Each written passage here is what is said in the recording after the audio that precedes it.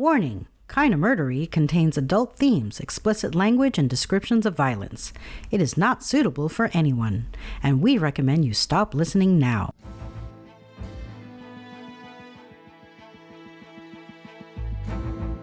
Hello everyone, and welcome to Kinda Murdery, a true crime podcast that's mostly about murder, and always about the strange and compelling stories that arise when the path less traveled twists to darkness, and those who walk its shadows surrender to violence and corruption. I'm your host, Zevon Odelberg. We have a perilous journey ahead, so thank you for lending me your courage and good company. Before I do anything else, I want to wish you all a very happy new year. I hope that your 2023 is prosperous, full of joy, and that you don't experience anything kinda murdery, except of course this podcast, which I hope very much you will continue to support in the new year, maybe even lending me a hand by adding a friend or family member to our community. Since I didn't have a chance to mention it at the end of the last episode, I'm going to start off today by reminding you about the 3-digit lifeline number 988 that you can call to receive immediate counseling for substance use, mental health, or suicidal thoughts. Please program it into your phone now, and if, God forbid, you're in acute crisis, please do dial 988 to receive immediate support. If you're not in acute crisis, but you would just like to connect with someone, please don't hesitate to reach out to me at Kinda Murdery on all social media or kindamurdery@gmail.com. And, as I've mentioned before, I have cerebral palsy, and I would like Kinda Murdery to be a support community for anyone with disabilities, be they physical or otherwise. And really, I'd like that support to extend beyond disability to anyone who has a life experience that is something beyond the norm. I'm hoping you'll be willing to share your stories with me, which I can keep private if you'd like, or share with our community. You see, I think that very often people who are different than us almost don't seem real. They seem like elves or fairies or something totally different that doesn't quite feel like reality to us. And that sense of other keeps us separated and makes us less compassionate. So it's my hope that if people can share their stories about the unique challenges that they face, that we'll all become a little more real, a little more human to each other, and that we can build empathy and community that way. So please do share your stories. In fact, yesterday I received an email from a listener who shared their story with me. It is a kinda murdery story, full of tragedy and drama and heartache and amazing, bizarre events. It describes a life and experiences unlike anything I've ever experienced or, frankly, even imagined. And I'm very excited to share it with you. This listener has given me their permission. However, I'm telling you nothing about them right now because I need to double check and find out if they're okay with me using their actual name or not. But once I've nailed that down, I promise you, this is one amazing story, and you will hear it. All right, on to the business at hand today. We have arrived at part 2 of Where is Leonardo Notarbartolo, Mastermind of the Antwerp Diamond Heist. Notice that I said part 2, so if you haven't heard part 1 yet, which came out on Thursday, please go back and listen to it, and then rejoin us. I'll save you a seat.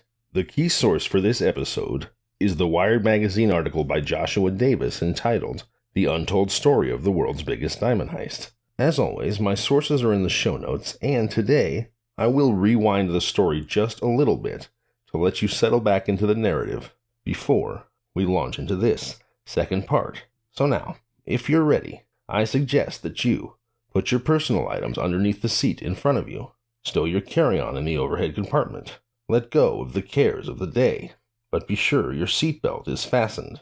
There's turbulence expected ahead. Kinda Murdery's Where is Leonardo Notarbartolo, Mastermind of the Antwerp Diamond Heist, Part 2, starts now.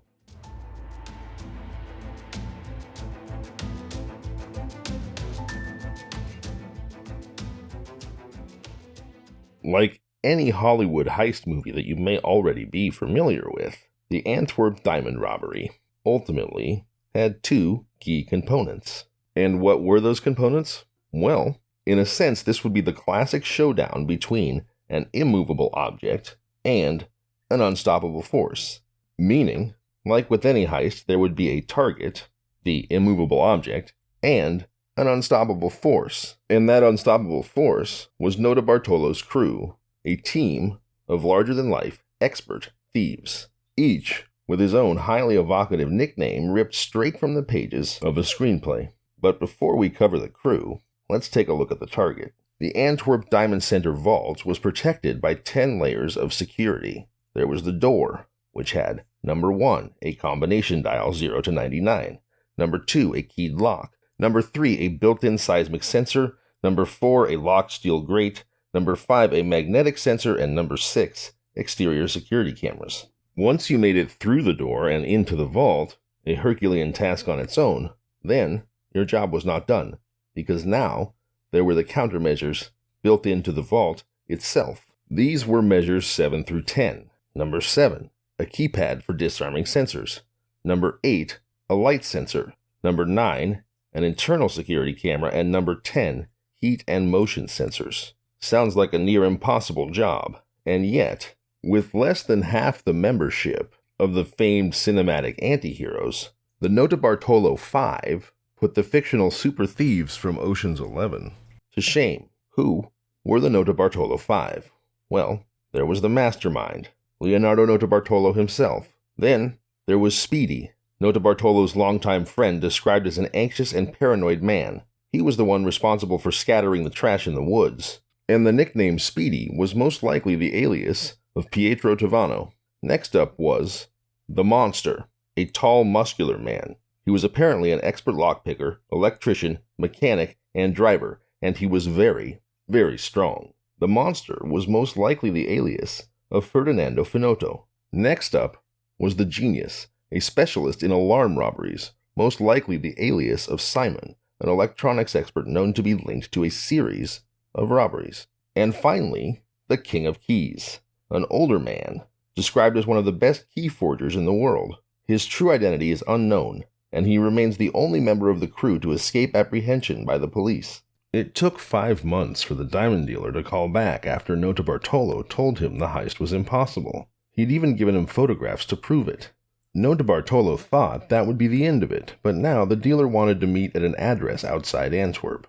When Notarbartolo arrived, the dealer was waiting for him in front of an abandoned warehouse. "I want to introduce you to some people," he said, unlocking the battered front door.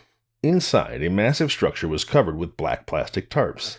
The dealer pulled back a corner, and they ducked underneath. At first, Notarbartolo was confused. He seemed to be standing in the vault antechamber. To his left, he saw the vault door. He was inside an exact replica of the Diamond Center's vault level. Everything was the same. As far as Notarbartolo could tell, the dealer had reconstructed it based on the photographs he'd provided. Notarbartolo felt like he'd stepped into a movie. Inside the fake vault, 3 Italians were having a quiet conversation. They stopped talking when they saw the dealer and Notarbartolo. The dealer introduced them, though Notarbartolo in his conversations with Davis refused to reveal their names, referring to them only by nicknames. Nicknames that you heard a moment ago. There was the Genius, who specialized in alarm systems. According to the dealer, he could disable any kind of alarm. "You can disable this?" Notarbartolo asked, pointing at the replica vault. "I can disable most of it. You're going to have to do 1 or 2 things yourself, though." The tall, muscular man was the Monster. He was called that because he was monstrously good at everything he did. He was an expert lockpicker, electrician, mechanic, and driver, and had enormous physical strength. Everybody was a little scared of him, which was another reason for the nickname. The King of Keys was a quiet, older man. His age set him apart from the others. He looked like somebody's grandfather. The diamond dealer said that the wizened locksmith was among the best key forgers in the world. One of his contributions was to duplicate the nearly impossible-to-duplicate, foot-long vault key. "Just get me a clear video of it," the man told Notarbartolo. "I'll do the rest." "That's not so easy," Notarbartolo pointed out. The King of Keys shrugged. That wasn't his problem. "Don't worry," said the Genius. "I'll help." In September 2002, a guard stepped up to the vault door and began to spin the combination wheel. It was 7 a.m. He was right, on schedule. Directly above his head and invisible behind the glare of recessed light, a fingertip-sized video camera captured his every move. With each spin, the combination came to rest on a number. A small antenna broadcast the image. Nearby, in a storage room beside the vault, an ordinary-looking red fire extinguisher was strapped to the wall. The extinguisher was fully functional, but a watertight compartment inside housed electronics that picked up and recorded the video signal. When the guard finished dialing the combination, he inserted the vault key. The video camera recorded a sharp image of it before it disappeared inside the keyhole. He spun the handle and the vault door swung open. Thursday morning, February 13th, 2003, 2 days before the heist. The thud, thud, thud of a police helicopter beat over a convoy of police cars escorting an armored truck through the heart of Antwerp. They blew past posters of Venus Williams. She was due in town to compete in the Proximus Diamond Games tennis tournament. The escorts bristled with firepower. They belonged to a special diamond delivery protection unit, and each cop carried a fully automatic weapon. Their cargo? De Beers' monthly shipment of diamonds, worth millions. De Beers is the largest diamond mining company in the world. In 2003, it controlled 55% of the global diamond supply and operated mines in South Africa, Namibia, and Botswana, among others. The rough, unpolished gems were flown to London, where they were divided and placed into 120 boxes, one for each official De Beers distributor, many of whom were headquartered in Antwerp. Every month, Antwerp's share of the boxes was flown into Belgium and transferred to a Brinks armored truck. Once the truck's doors slammed shut, the convoy sped away, sirens wailing. The vehicles rocketed past the guard gate at the entrance of the district, and the giant metal cylinders rose out of the ground behind them, blocking any further automotive access. The armed escorts fanned out on foot around the armored truck to form a perimeter. No one was allowed near the vehicle. The doors swung open, and the boxes were quickly carried through an unremarkable entrance in the middle of the block. It was payday, and the Diamond District was flush. Notarbartolo was buzzed into the vault the next day, Friday, February 14th, the day before the robbery. He was alone. In his jacket pocket, he carried a can of women's hairspray. Notarbartolo used women's hairspray to temporarily disable the vault's combined heat and motion sensor. A security camera recorded his movements. Police would later watch the footage, but the guard had gotten used to the Italian's frequent visits and wasn't paying attention. Notarbartolo stepped away from the safe deposit boxes and pulled out the aerosol can. With a quick, practiced circular movement, he covered the combined heat and motion sensor with a thin coat of transparent, oily mist. The vault was momentarily filled with the smell of a woman's hair. It was a simple but effective hack. The oily film would temporarily insulate the sensor from fluctuations in the room's temperature, and the alarm went off only if the sensor sensed both heat and motion. Still, it was hard to guess how long the trick would work. Once the monster was in the vault, he had to install the sensor bypass before his body heat penetrated the film. He might have 5 minutes, he might have less. Nobody knew for sure.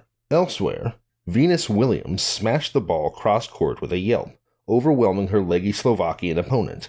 It was Saturday night, and Williams was dominating the semifinals of the Diamond Games, an event that hyped Antwerp's predominant position in the gem world. Many of the city's diamond dealers watched as Williams beat down the Slovak and moved one step closer to winning a tennis racket encrusted with nearly $1 million worth of stones. Now, I don't play tennis, but Jiminy Christmas, even I would want that tennis racket, wouldn't you? Across town, the Diamond District was deserted. Notarbartolo drove his rented gray Peugeot 307 past the city's soot-covered central train station and turned onto the Pelikanstraat, a road that skirted the district. He pulled up to the curb, and the monster, the genius, the king of keys, and, of course, Speedy, stepped out carrying large duffel bags. The king of keys picked the lock on a run-down office building, and they disappeared through the door. It was a little past midnight. The genius led them out the rear of the building into a private garden that abutted the back of the Diamond Center. It was one of the few places in the district that wasn't under video surveillance. Using a ladder he'd previously hidden there, the genius climbed up to a small terrace on the second floor. A heat-sensing infrared detector monitored the terrace, but he approached it slowly from behind a large homemade polyester shield. The low thermal conductivity of the polyester blocked his body heat from reaching the center. He placed the shield directly in front of the detector, preventing it from sensing anything. The balcony was now safe. While the rest of the team scrambled up, the genius disabled an alarm sensor on one of the balcony's windows. One by one, the thieves climbed through the window, dropped into a stairwell, and descended to the darkened vault antechamber. They covered the security cameras with black plastic bags and flipped on the lights. The vault door stood imposingly before them. The building was quiet. No alarms had been triggered. The police never determined how the men had entered the building.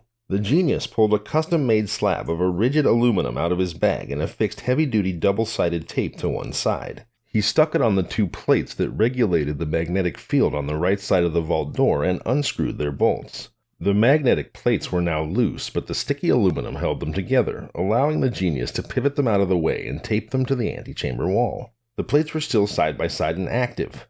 The magnetic field never wavered, but they no longer monitored the door. Some 30 hours later, the authorities would marvel at the ingenuity. The genius used this custom-made slab of aluminum to reposition the magnetic field away from the vault door. Next, the King of Keys played out a hunch.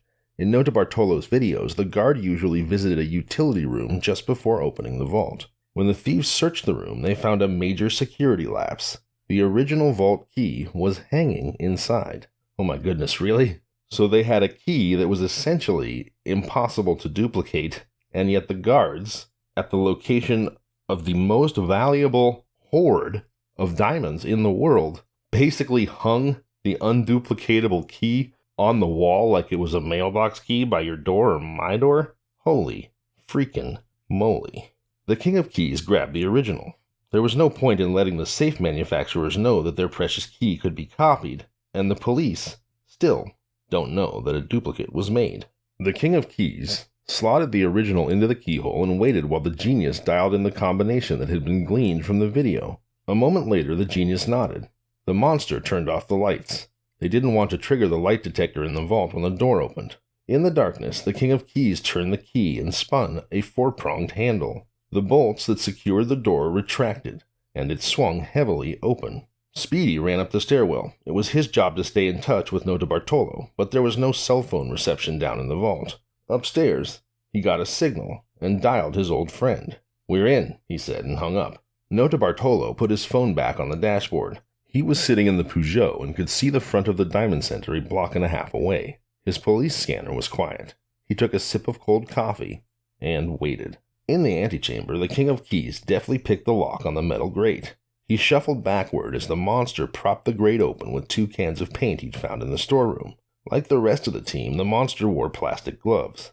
The police would find no prints on the can. It was now up to him to disable the remaining systems. The monster oriented himself in the darkness at the vault entrance. The only sound was the steady breathing of the others behind him. His body was already projecting heat into the vault. The hairspray on the infrared sensor wouldn't last. Every second he was there, he would raise the ambient temperature. He had to move quickly, but also he had to keep his heart rate low. The monster bypassed the vault security system's main inbound and outbound wires and then covered the light sensor with tape, rendering it useless. As he'd practiced in the warehouse, he strode exactly 11 steps into the middle of the room, reached for the ceiling, and pushed back a panel. He felt the security system's main inbound and outbound wires. An automatic electric pulse constantly shot into the room and back out along these wires. If any of the sensors were tripped, the circuit would break. When a pulse shot into the room, it expected an answer. If it didn't get one, it activated the alarm. With his hands over his head, the monster used a tool to strip the plastic coating off the wires. It was a delicate task. One slip could cut through, instantly breaking the circuit and tripping the alarm. The police would later discover stripped wires in the ceiling and guessed that the thieves considered cutting them, only to lose their nerve. But Notarbartolo says the monster knew exactly what he was doing. Once the copper wires were exposed, he clipped a new, pre-cut piece of wire between the inbound and outbound cables. The bridge rerouted the incoming electrical pulse over to the outbound wire before the signal reached the sensors. It no longer mattered what happened further down the line. The sensors were out of the loop. It was now safe for the others to enter. Still, the men were cautious. They blinded the heat and motion sensor detector with a styrofoam box, covered the light detector with tape, and then set to work. The King of Keys unloaded a homemade, hand-cranked drill and fitted it with a thin shaft of metal. He jammed the shaft into one of the locks and cranked for about 3 minutes, until the lock broke, snapping open the box. The guys took turns yanking the contents out.